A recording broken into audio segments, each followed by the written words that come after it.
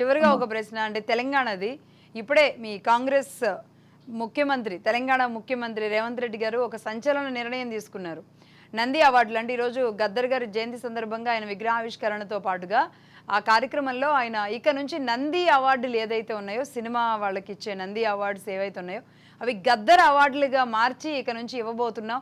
ఆయన ఎన్నో ఆ, గేయాలు గద్దర్ పాటలు అందరికీ తెలిసిందే కాబట్టి ఆ రూపంలో సినిమా వాళ్ళ కళాకారుల దగ్గర ఉండాలి అంటూ కూడా ఇప్పుడే ఆయన ఒక సంచలన నిర్ణయం తీసుకున్నట్టున్నారు. నా మాటే శాసనం అనేది కూడా ఈ సందర్భంగా ఆయన గట్టిగా చెప్పినట్టు తెలుస్తుంది. ఇప్పుడే ఆ కార్యక్రమం జరుగుతుంది ఆల్రెడీ. మీరేమంటారు ఇలాంటి నిర్ణయాన్ని?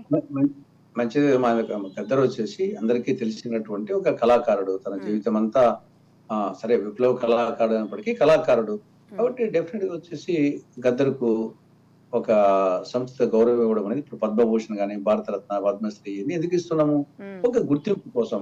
కాబట్టి వివిధ రంగాలకు చెందినటువంటి వాళ్ళకు నోబెల్ ప్రైజ్ ఆ విధంగా వచ్చేసి నంది అవార్డు కూడా ఒక వ్యక్తి ఒక రంగంలో చేసిన విశిష్ట కృషికి దాని గుర్తింపుగా ఇచ్చేది. ఉమ్, కాబట్టి గద్దర్ వచ్చేసి కళాకారుడు. కాబట్టి డెఫినెట్ గా వచ్చేసి అది ఒక మంచి నిర్ణయమే. ఉమ్, వేరే వాళ్ళ పేరు తీసి పెడితే అది వేరు.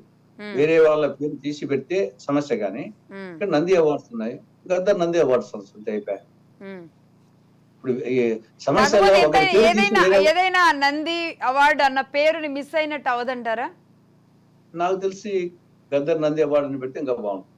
గద్దర్ నంది అవార్డు గద్దర్ పేరు ఖచ్చితంగా. మీద. అంటే ఆ చరిత్రను కూడా పోగొట్టుకోకూడదు కాబట్టి రెండు మిక్స్డ్గా ఉండాలి. ఆ, ప్రస్తుతానికైతే గద్దర్ అవార్డు అని ఆయన నామకరణం చేసేశారు. దీన్ని మీరు అన్నట్టుగా ఇలా ఏమైనా మారుతుందేమో చూడాలి. మీ సూచనగా ఇప్పటికిప్పుడే జరిగినట్టుగా చెప్పొచ్చు.